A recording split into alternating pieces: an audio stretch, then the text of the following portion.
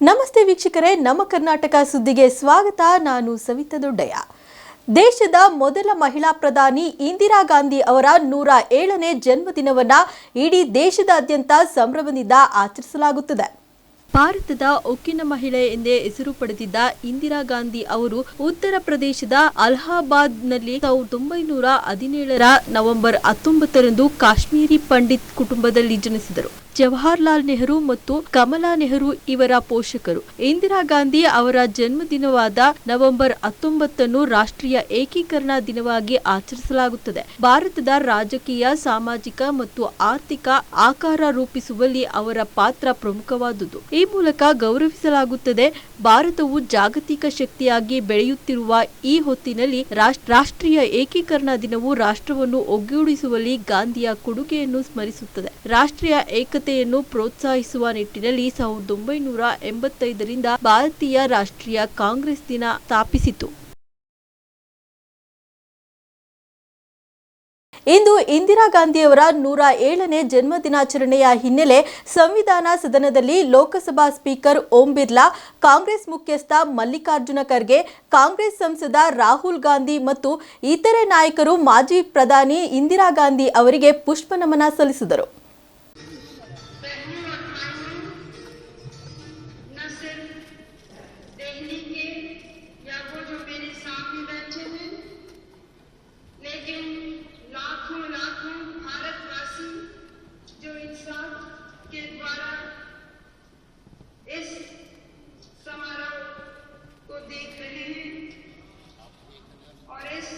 खुशी के दिन हमारे संग शामिल हैं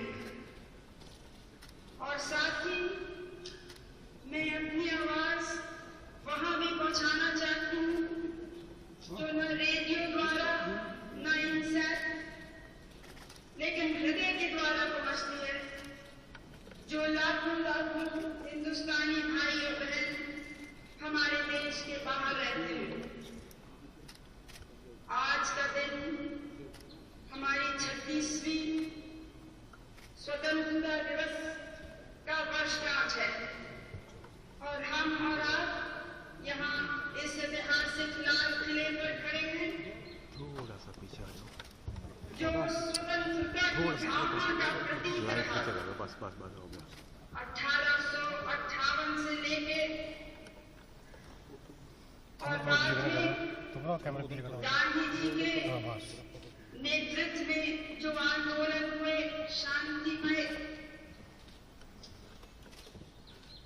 नेताजी सुभाष बोस ने जो अपनी फौजवासी थे उनके हृदय में एक ही विचार था, कैसे हम साथ होके और इस लाल किले पर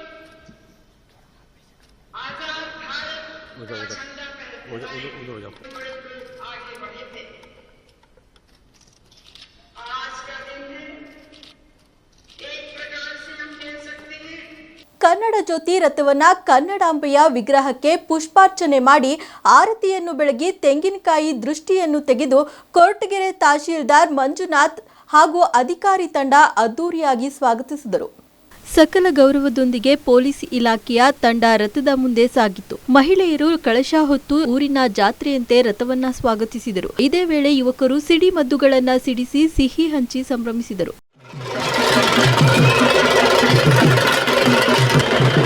87ನೇ ಅಖಿಲ ಭಾರತ ಕನ್ನಡ ಸಾಹಿತ್ಯ ಸಮ್ಮೇಳನದ ಅಂಗವಾಗಿ ಕನ್ನಡ ಜ್ಯೋತಿ ರಥಯಾತ್ರೆಯು ತುಮಕೂರು ಜಿಲ್ಲೆಯಾದ್ಯಂತ ಪ್ರತಿ ತಾಲೂಕಿನಲ್ಲಿ ಸಂಚರಿಸುತ್ತಾ ಸಂಚಲನ ಸೃಷ್ಟಿಸಿರುವ ಕನ್ನಡದ ಜ್ಯೋತಿ ಹೊತ್ತ ರಥವು ಇಂದು ಮಧುಗಿರಿಯ ಮೂಲಕ ಕೊರಟಗೆರೆ ತಾಲೂಕಿನ ತುಂಬಾಡಿ ಗ್ರಾಮದ ಪ್ರಮುಖ ರಸ್ತೆಯಲ್ಲಿ ಕನ್ನಡ ರಥಕ್ಕೆ ಪ್ರಥಮ ಪೂಜೆಯನ್ನ ಸಲ್ಲಿಸಿ ಅದ್ದೂರಿಯಾಗಿ ಕೊರಟಗೆರೆ ಪಟ್ಟಣಕ್ಕೆ ಸ್ವಾಗತಿಸಲಾಯಿತು.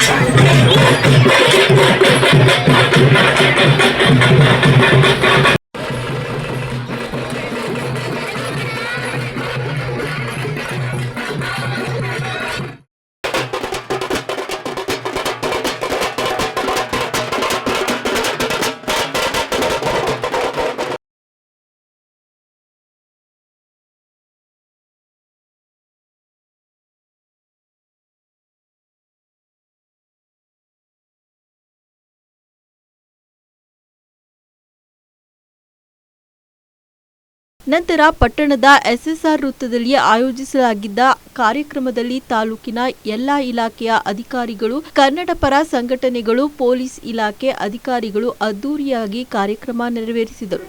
ಧನ್ಯವಾದವನ್ನು ಅರ್ಪಿಸ್ತಾ ಈ ಒಂದು ಕನ್ನಡ ರಥದಲ್ಲಿ ಜ್ಯೋತಿಯನ್ನ ಹಚ್ಚುವ ಮೂಲಕ ಕಾರ್ಯಕ್ರಮಕ್ಕೆ ಚಾಲನೆ ನೀಡಿದ ತಹಶೀಲ್ದಾರ್ ಮಂಜುನಾಥ್ ಮಾತನಾಡಿ, ನಮ್ಮ ನಾಡು ಗಂಧದ ಬೀಡು, ನಾಡು ನುಡಿ ಜಲಕ್ಕಾಗಿ ಬೆಲೆ ಕೊಟ್ಟ ನಾಡು ನಮ್ಮ ಕರುನಾಡು. ನಾವೆಲ್ಲರೂ ಕನ್ನಡಿಗರಾಗಿ ಹುಟ್ಟಿರುವುದೇ ನಮ್ಮ ಪುಣ್ಯ.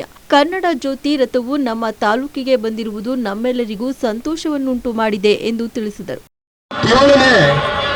ಅಖಿಲ ಭಾರತ ಕನ್ನಡ ಸಾಹಿತ್ಯ ಸಮ್ಮೇಳನ ಕಾರ್ಯಕ್ರಮವು ಈ ಬಾರಿ ಮಂಡ್ಯ ಜಿಲ್ಲೆಯಲ್ಲಿ ನಡೀತಾ ಇದೆ. ಡಿಸೆಂಬರ್ 20, 21, 22ನೇ ದಿನಾಂಕಗಳಂದು 3 ದಿವಸಗಳ ಕಾಲ ಕನ್ನಡ ಸಾಹಿತ್ಯ ಸಮ್ಮೇಳನ ನಡೆಯಲಿದ್ದು, ಆ ಒಂದು ಕಾರ್ಯಕ್ರಮದಲ್ಲಿ ತಾವೆಲ್ಲರೂ ಭಾಗಿಯಾಗಬೇಕು ಅಂತೇಳಿ, ಹೆಚ್ಚಿನ ಜನರು ಸೇರೋದಕ್ಕೆ ಅನುಕೂಲ ಆಗಲಿ ಅಂತೇಳಿ ಈ ರೀತಿಯಾದಂತಹ ಒಂದು ರಥಯಾತ್ರೆಯ ಮೂಲಕ ಪ್ರಚಾರವನ್ನ ಘನ ಸರ್ಕಾರ ಹಮ್ಮಿಕೊಂಡಿದೆ.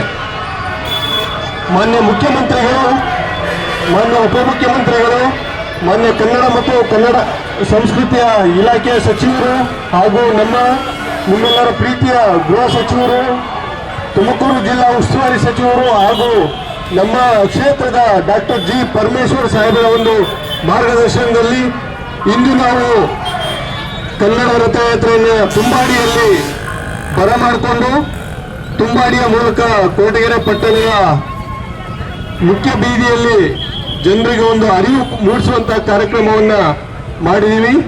ಈ ಒಂದು ಕನ್ನಡದ ಜ್ಯೋತಿ ಚಿರಾಗಿಯಾಗಿ ನಿಮ್ಮೆಲ್ಲರ ಒಂದು ಕನ್ನಡ ಅಭಿಮಾನವನ್ನ ಇಮ್ಮಡಿಗೊಳಿಸಲಿ ಅಂತ ಹೇಳಿ ಹಾರೈಸುತ್ತಾ, ನಾವೆಲ್ಲರೂ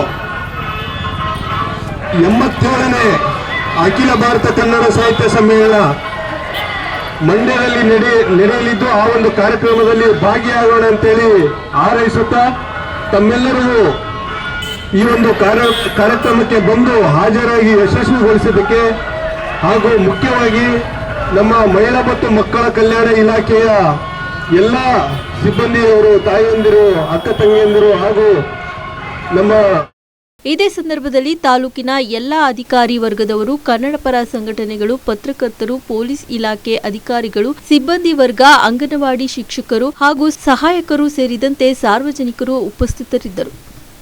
ರಾಜ್ಯದಾದ್ಯಂತ ವಕ್ಫ್ ಬೋರ್ಡ್ನಿಂದ ಭೂ ಕಬಳಿಕೆಯಾಗುತ್ತಿದೆ ಅನ್ನೋ ವಿಚಾರದ ನಡುವೆಯೇ ಶಿರಾದಲ್ಲಿ 1965ರಿಂದ ಕುಡಿಯುವ ನೀರಿನ ವ್ಯವಸ್ಥೆ, ಕಲ್ಯಾಣಿ, ತಂಗುದಾಣ, ಕಲ್ಲು ಮಂಟಪ ಮತ್ತು ಕುದುರೆ ಕಟ್ಟಲು ಇದ್ದ ಸರ್ಕಾರಿ ಜಾಗದ ಪಹಣಿಯಲ್ಲಿ ವಕ್ಫ್ ಜಾಗ ಎಂದು ನಮೂದಾಗಿದೆ ಎಂದು ಹಿಂದೂ ಜಾಗರಣ ವೇದಿಕೆ ಆಕ್ರೋಶ ವ್ಯಕ್ತಪಡಿಸಿದ್ದಾರೆ.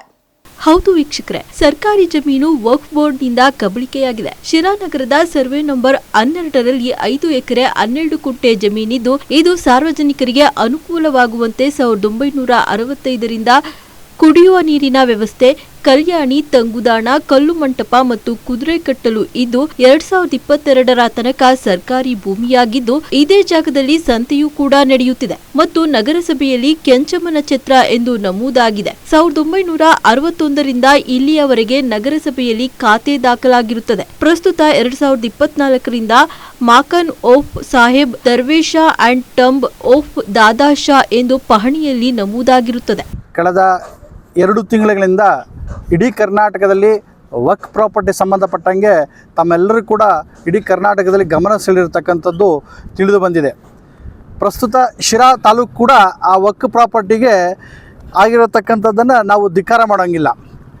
ಕಳೆದ ಸುಮಾರು 2022 ಸಾಲಿನಲ್ಲಿ ಶಿರಾ ನಗರದ ಪ್ರಮುಖ ಸುಮಾರು ಒಂದು 15 ಕೋಟಿ ರೂಪಾಯಿ ಬೆಲೆ ಬಾಳತಕ್ಕಂಥ 5 ಎಕರೆ 12 ಕುಂಟೆ ಶಿರಾ ಗ್ರಾಮದ ಒಂದು ಜಮೀನು ಈ ಹಿಂದೆ ತಂಗುದಾಣ ಮತ್ತು ಸಾರ್ವಜನಿಕರಿಗೆ ಅನುಕೂಲ ಆಗುವಂತೆ 1965ರಿಂದಲೂ ಸಹ ಅದು ಕುದುರೆಗಳಿಗೆ ನೀರನ್ನು ಕಟ್ಟಿ ಕಲ್ಯಾಣಿಗಳನ್ನು ಮಾಡಿ ಇವೆಲ್ಲವೂ ನಡೀತಿದ್ದಂಥ ಜಾಗವನ್ನು 1992ರಲ್ಲಿ ತಹಶೀಲ್ದಾರ್ ಅವರು ಅದನ್ನು ಸ್ಥಳ ಪರಿಶೀಲನೆ ಮಾಡಿ ಇದು ದೈವದತ್ತ ಇನಾಮು ಅಂತ ಹೇಳಿ ನಮಗೆ ದಾಖಲೆಗಳನ್ನು ನೀಡಿದರು.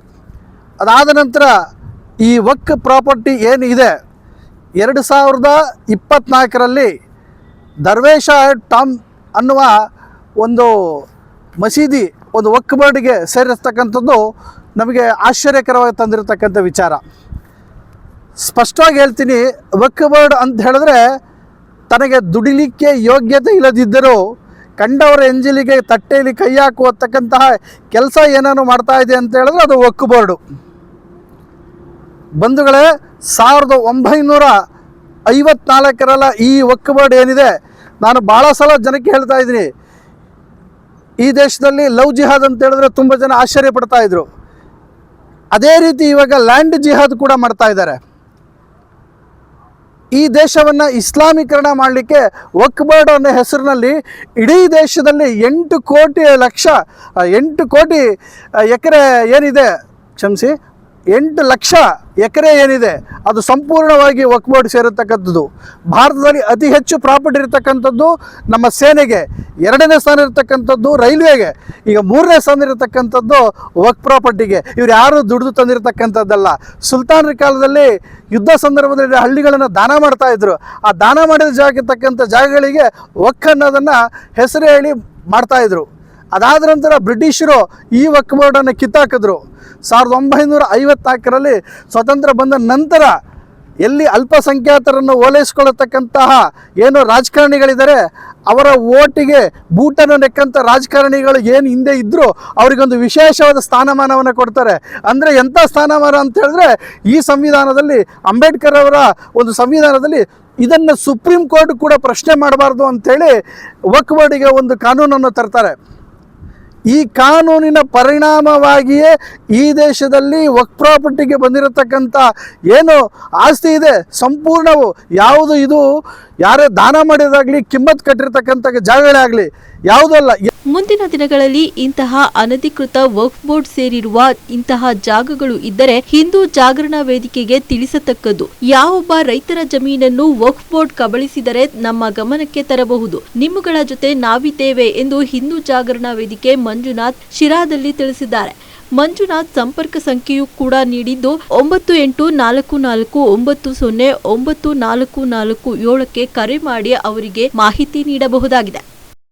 1965 ಇಲ್ಲಿ ತನಕ ಶಿರಾಕ್ಕೆ ಬಂದು ಹೋಗುವಂಥ ಜನರಿಗೆ ಉಳ್ಕೊಳ್ಳೋಕ್ಕೆ ತಂಗುದಾಣ ಮತ್ತು ನೀರಿನ ವ್ಯವಸ್ಥೆ, ಕಲ್ಯಾಣಿ ವ್ಯವಸ್ಥೆಯನ್ನು ಮಾಡಿರ್ತಕ್ಕಂತಹ ಒಂದು ಶಿರಾದ ಬಹುದೊಡ್ಡ ಒಂದು ಜಾಗ ಏನಿದೆ, ಸುಮಾರು 5 ಎಕರೆ 12 ಕುಂಟೆ, ಸರ್ವೆ ನಂಬರ್ 12 ಶಿರಾ ಗ್ರಾಮವನ್ನು ಸರ್ಕಾರಿ ಅಂತ ನಮೂದೇ ಆಗಿತ್ತು.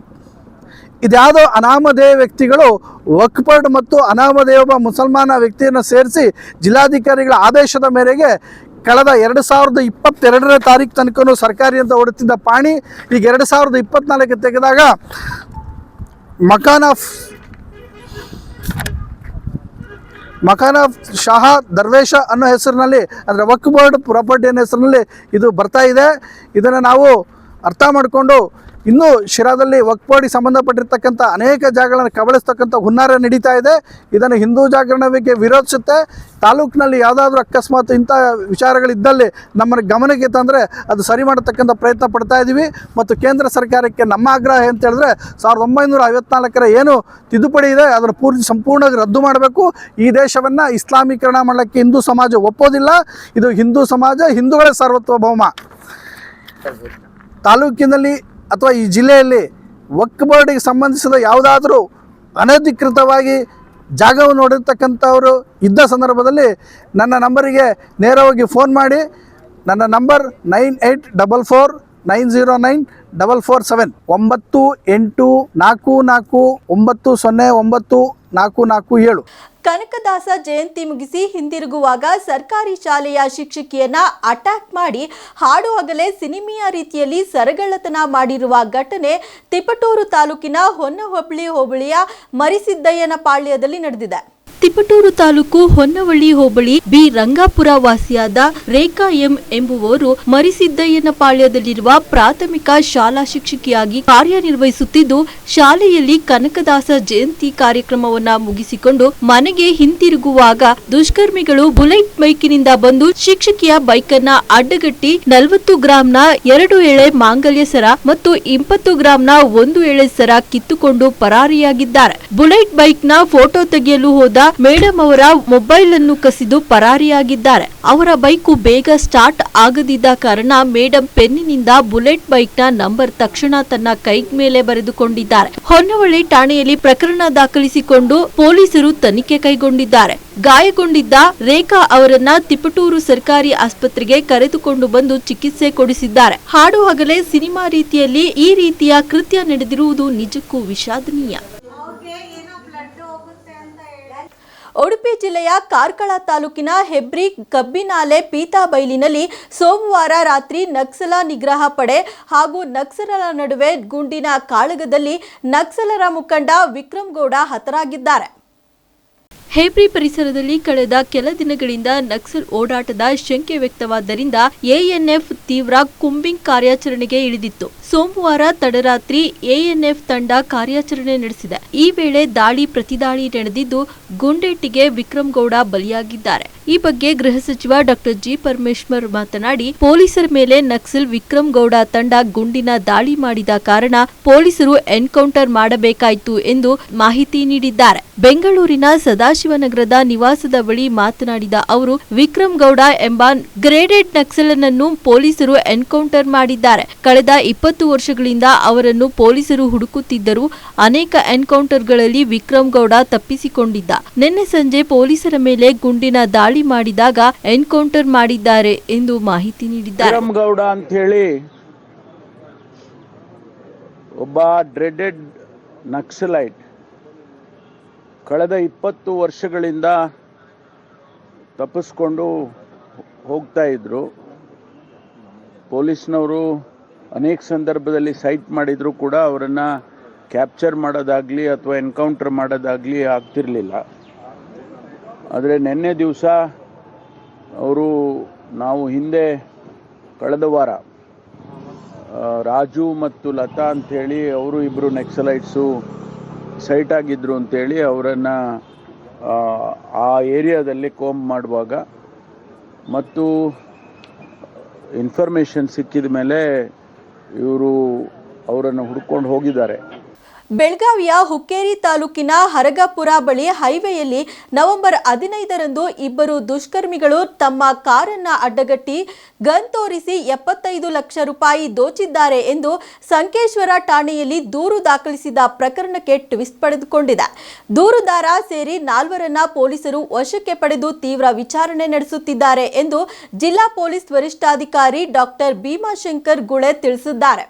ಈ ಸಂಬಂಧ ಸೋಮವಾರ ಮಾಧ್ಯಮಗೋಷ್ಠಿ ನಡೆಸಿ ಮಾತನಾಡಿದ ಅವರು, ಕೊಲ್ಲಾಪುರದಿಂದ ಬರುತ್ತಿದ್ದ ಕಾರನ್ನು ಹರಗಾಪುರ ಬಳಿ ಅಡ್ಡಗಟ್ಟಿ 75 ಲಕ್ಷ ರೂಪಾಯಿ ದರೋಡೆ ಮಾಡಲಾಗಿದೆ ಎಂದು ಮಹಾರಾಷ್ಟ್ರದ ಸೂರಜ್ ಹೋನೆಮನಿ ದೂರು ನೀಡಿದ್ದರು. ದೂರು ದಾಖಲಿಸಿಕೊಂಡು ತನಿಖೆ ಆರಂಭಿಸಿದಾಗ ನೆರ್ಲಿ ಬಳಿ ಕಾರು ಪತ್ತೆಯಾಗಿತ್ತು. ಇನ್ನು 75 ಲಕ್ಷ ರೂಪಾಯಿ ಕಳ್ಳತನವಾಗಿದೆ ಎಂದು ದೂರಿನಲ್ಲಿ ತಿಳಿಸಲಾಗಿತ್ತು. ಆದರೆ ಕಾರಿನಲ್ಲಿ ಸಿಕ್ಕಿದ್ದು 1.01 ಕೋಟಿ ರೂಪಾಯಿ ಹಣ. ಈ ಸಂಬಂಧ ದೂರು ನೀಡಿದ್ದ ಸೂರಜ್ ಅವರನ್ನ ಕೇಳಿದಾಗ, ವ್ಯಾಪಾರಿಯೊಬ್ಬರು ಕೊಟ್ಟಿದ್ದ ಹಣವನ್ನ ಎಣಿಸದೆ ತೆಗೆದುಕೊಂಡು ಬರುತ್ತಿದ್ದೆವು, ಹಾಗಾಗಿ 75 ಲಕ್ಷ ರೂಪಾಯಿ ಇರಬಹುದು ಎಂದು ಭಾವಿಸಿದ್ದೆವು ಎಂದು ಹೇಳಿಕೆ ಕೊಟ್ಟಿದ್ದಾರೆ. ಇದರಿಂದ ದೂರುದಾರರ ಮೇಲೆ ಸಂಶಯ ಬಂದಿತ್ತು. ಹಾಗಾಗಿ ದೂರುದಾರ ಸೂರಜ್, ಕಾರು ಚಾಲಕ ಅರೀಫ್ ಶೇಖ್, ಅಜಯ್ ಸರಗಾರ ಸೇರಿ 3ರನ್ನ ವಶಕ್ಕೆ ಪಡೆದು ಹೆಚ್ಚಿನ ವಿಚಾರಣೆ ನಡೆಸುತ್ತಿದ್ದೇವೆ ಎಂದು ಹೇಳಿದರು. ಹೊಸದಾಗಿ ರಚನೆಯಾಗಿರುವ ತಿರುಮಲ ತಿರುಪತಿ ದೇವಸ್ಥಾನಂ ಮಂಡಳಿ ಉದ್ಯೋಗದಲ್ಲಿರುವ ಹಿಂದೂಯೇತರರು ಸ್ವಯಂ ನಿವೃತ್ತಿ ತೆಗೆದುಕೊಳ್ಳಬೇಕು. ಆಂಧ್ರ ಪ್ರದೇಶದ ಇತರೆ ಸರ್ಕಾರಿ ಇಲಾಖೆಗಳಿಗೆ ವರ್ಗಾವಣೆ ಆರಿಸಿಕೊಳ್ಳಬೇಕೆಂದು ತಿರುಪತಿ ಬೋರ್ಡ್ ತಿಳಿಸಿದೆ. ಹೊಸದಾಗಿ ರಚನೆಯಾಗಿರುವ ತಿರುಮಲ ತಿರುಪತಿ ದೇವಸ್ಥಾನಂ ಮಂಡಳಿ ಉದ್ಯೋಗದಲ್ಲಿರುವ ಹಿಂದೂಯೇತರರು ಸ್ವಯಂ ನಿವೃತ್ತಿ ತೆಗೆದುಕೊಳ್ಳಬೇಕು. ಆಂಧ್ರ ಪ್ರದೇಶದ ಇತರೆ ಸರ್ಕಾರಿ ಇಲಾಖೆಗಳಿಗೆ ವರ್ಗಾವಣೆ ಆರಿಸಿಕೊಳ್ಳಬೇಕೆಂದು ತಿರುಪತಿ ಬೋರ್ಡ್ ತಿಳಿಸಿದೆ. ಹಿಂದೂಯೇತರ ಉದ್ಯೋಗಿಗಳ ನಿಖರ ಸಂಖ್ಯೆ ಬಹಿರಂಗಪಡಿಸಲು ಬೋರ್ಡ್ ನಿರಾಕರಿಸಿದೆ. 7,000 ಕಾಯಂ ಉದ್ಯೋಗಿಗಳ ಪೈಕಿ ಸುಮಾರು 300 ಮಂದಿಗೆ ಈ ಕ್ರಮ ಪರಿಣಾಮ ಬೀರಲಿದೆ ಎನ್ನಲಾಗಿದೆ. ಟಿಟಿಡಿಯಲ್ಲಿ ಸುಮಾರು 14,000 ಗುತ್ತಿಗೆ ಕಾರ್ಮಿಕರಿದ್ದಾರೆ.